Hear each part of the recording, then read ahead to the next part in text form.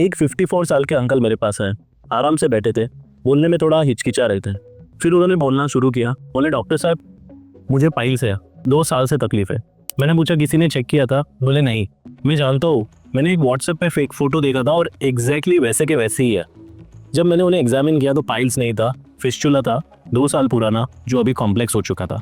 2 साल 24 महीने उन्होंने क्रीम लगाई, आयुर्वेदिक नुस्खे अपनाए, पाइल स्पेशलिस्ट के पास देखे, यूट्यूब पे वीडियो देख लिए और सारी चीज़ें ट्राई की। और उन 2 सालों में एक सिंपल कंडीशन जो 4 हफ्तों में ठीक हो सकती है, एक कॉम्प्लेक्स सर्जरी में बदल गई। और ये सिर्फ उनकी कहानी नहीं है, इंडिया की करोड़ों लोगों की कहानी है जो एक गलती करता है, सब कुछ को, हर एक बॉटम के सिम्टम को पाइल समझ लेते हैं। ये करोड़ों इंडियन की कहानी है जो हर एनएस से रिलेटेड या मोशन की जगह की तकलीफ को पाइल समझ लेते हैं। इस वीडियो में मैं आपको 4 ऐसे टेस्ट बताने वाला हूँ जिससे आपको पता चलेगा कि आपको एग्जैक्टली प्रॉब्लम क्या है टॉयलेट की जगह पे। जिस चीज़ को आप पाइल समझते हैं वो एक्चुअली 4 अलग अलग कंडीशन हो सकती है: piles, fissure, fistula, perineal abscess. इन कंडीशन के सिम्टम्स, डायग्नोसिस, ट्रीटमेंट बिल्कुल अलग अलग है। और अगर आप गलत कंडीशन का ट्रीटमेंट कर रहे हो तो आप कैसे ठीक हो पाओगे? इंडिया में ये प्रॉब्लम इतनी कॉमन क्यों है? सबसे बड़ा प्रॉब्लम इंडिया के अंदर ये है कि लोगों को इस बीमारी के बारे में बताते हुए बहुत ज़्यादा शर्म आती है, स्पेशली फीमेल पेशेंट्स में। लोग 2-2 साल तक तकलीफ सहते रहते हैं बट शर्म के मारे किसी को बताते नहीं है। और जब फाइनली वो डॉक्टर के पास आते हैं तब तक सिंपल चीज कॉम्प्लिकेट हो चुकी होती है। पेशेंट्स के पास इंटेलिजेंस की कमी नहीं है बट सही इंफॉर्मेशन की कमी है। और दोस्तों आजकल गलत इंफॉर्मेशन इतनी कॉमन हो चुकी है, यूट्यूब के मीडियम से, इंस्टाग्राम पे हर कोई आके आपको मेडिकल एडवाइस दे रहा है एंड आप भी एकदम भोले इंसान की तरह उस मेडिकल एडवाइस को कंज्यूम करके अपने आप को ट्रीट करते हो। सही मेडिकल एडवाइस से आप दूर रहते हो। आज के इस वीडियो का मकसद यही है कि उस शर्म को हमें तोड़नी है एंड आपको सही इन्फॉर्मेशन देनी है ताकि अगर आपको सिम्टम्स कोरिलेट हुए तो आप मेडिकल इन्फॉर्मेशन या मेडिकल हेल्प करेक्टली एंड तुरंत ले सको। क्योंकि दोस्तों बीमारी को कोई शर्म नहीं आती है, शर्म सिर्फ हमें आती है। तो मैं हूं डॉक्टर अजहर अत्तार, एक minimal access and colorectal surgeon. मैं रोज piles, fissure, fistula, colorectal cancer वाले पेशेंट्स को ट्रीट करता हूँ जिनके बारे में आज हम बात करने वाले हैं। लेकिन मैं यहाँ पे अपनी डिग्रीज बताने नहीं आया, मैं इसलिए आया हूँ कि मैं चाहता हूँ अगर आप ओटी तक पहुँचो उससे पहले आपको एक सही इन्फॉर्मेशन मिले। इस वीडियो को एंड तक देखो, आपको पता चलेगा कि आप किस कंडीशन से सफ़र कर रहे हैं, उसके सिम्टम्स क्या हो सकते हैं, आपको डॉक्टर के पास कब जाना चाहिए एंड उसका ट्रीटमेंट क्या होगा। तो चलिए शुरू करते हैं। सबसे पहले पाइल्स, मेडिकली हम इसे हीमोरॉइड्स बोलते हैं। ये इंडिया के सबसे कॉमन प्रोक्टोलॉजिकल कंडीशन में से एक है और सबसे ज़्यादा गलतफहमी भी पाइल्स के अंदर ही होती है। सिंपल लैंग्वेज में अगर हम समझे, पाइल्स का मतलब ये हमारे एनल कैनाल के पास ब्लड वेसल्स के गुच्छे होते हैं, मतलब नसों के गुच्छे होते हैं जो प्रेशर लगाने की वजह से बड़े हो जाते हैं एंड कभी कभी उसके अंदर से ब्लीडिंग भी होती है। आपको कैसा पता चलेगा कि पाइल्स का ही सिम्टम है? सबसे common painless bright red bleeding होगी टॉयलेट के बाद, या फिर टिश्यू पेपर पे अगर आपको देखने मिला कि ब्लीडिंग है, बाहर आने वाले मस्से हो गए, कुछ भी हो जाएगी कभी कभी, एंड डिस्कम्फर्ट। ये इंपॉर्टेंट सिम्टम्स है जो आपको बताएंगे कि ये पाइल्स है। पाइल्स में दोस्तों सीवियर पेन नहीं होता। अगर आपको बिल्कुल पेन नहीं है फिर भी ब्लीडिंग हो रही है तो हो सकता है आपको ये पाइल्स है। अब आते हैं हम सेकेंड कंडीशन पे। सेकेंड कंडीशन का नाम है एनल फिशर्स, मतलब चीरा लग जाता है।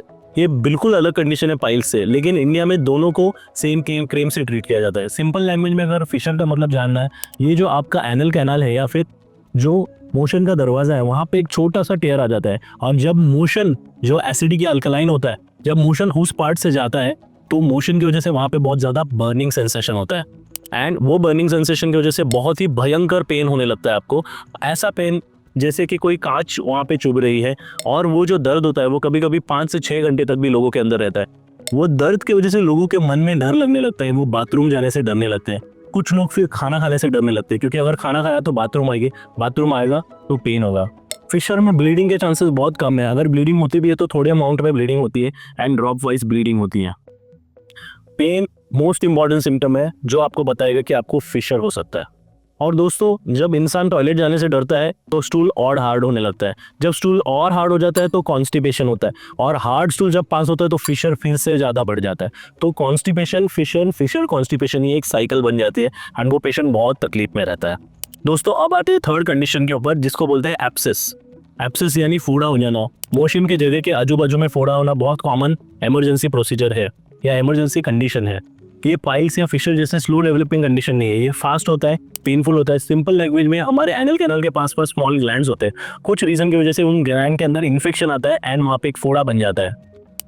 इसके अंदर बहुत तेज दर्द होता है, आप बैठ नहीं पाते, कांस्टेंट ठनकने वाला दर्द होता है, मीन्स उसके अंदर कांस्टेंट पेन होता है, नॉन स्टॉप दर्द होता है एंड बैठने के लिए भी मुश्किल होती है। ये दर्द ऐसा होता है जैसे कि कोई चीज़ अंदर से बर्स्ट होने वाली है, और बहुत बार मोशन की जगह के आजू बाजू में स्वेलिंग आ जाती है और रेडनेस आ जाता है, ऐसी गांठ आ जाती है जो बहुत ज़्यादा दर्दनाक होती है। कुछ लोगों के अंदर बहुत तेज़ बुखार भी आ सकता है क्योंकि ये एक इन्फेक्शन है, और बहुत सारे लोग एक साइड टर्न होके बैठते हैं। और दोस्तों ये बहुत इंपॉर्टेंट है कि एब्सेस को कोई घर पे ठीक करने की कोशिश नहीं करना है, कोई क्रीम, कोई नुस्खा, कोई भी गर्म पानी, ऐसा कुछ नहीं करना है। एब्सेस जैसा आपको फील हुआ तो इंपॉर्टेंट है कि उसका सर्जिकल ड्रेन हो और आप अपने डॉक्टर के पास जल्दी से जल्दी मिलें। अगर आप 1-2 दिन में इसे ट्रीट नहीं करोगे तो एब्सेस बढ़ के एक बड़ी कंडीशन में कन्वर्ट हो सकता है। एब्सेस के साथ साथ आगे वाली कंडीशन का बहुत इंपॉर्टेंट कनेक्शन है। अब आते हैं चौथी कंडीशन के ऊपर। ये कंडीशन वो है जो उन अंकल को हुई थी, एनल फिस्टुला। एनल फिस्टुला में ऐसा हो जाता है दोस्तों कि मोशन के जरिए के अंदर से और स्किन तक एक ट्रैक बन जाता है जो दोनों को कनेक्ट कर लेता है। सिंपल लैंग्वेज में एब्सेस को प्रॉपर्ली ट्रीट नहीं किया तो आगे चल के ये इन फिस्टुला बन जाता है। फिस्टुला एक इन्फेक्शन का ट्रैक है जो अंदर के कनेक्शन को बाहर तक लेकर जाता है।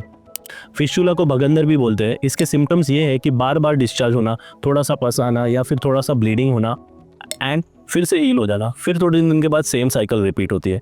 अगर फिस्टुला को टाइम पे ट्रीट ना किया गया तो फिस्टुला अपने ट्रैक्स के ब्रांचेस निकालता है, मतलब उसके और ओपनिंग्स आने लगते हैं एंड सिंपल फिस्टुला एक कॉम्प्लेक्स फिस्टुला में कन्वर्ट हो जाता है। दोस्तों फिस्टुला खुद से कभी भी बंद नहीं हो सकता, खुद से कभी ठीक नहीं हो सकता, किसी भी क्रीम से, किसी भी प्रोडक्ट से, कोई भी सप्लीमेंट से ये ठीक नहीं हो सकता। इसको ठीक करने के लिए सिर्फ और सिर्फ सर्जिकल ट्रीटमेंट की ज़रूरत पड़ती है।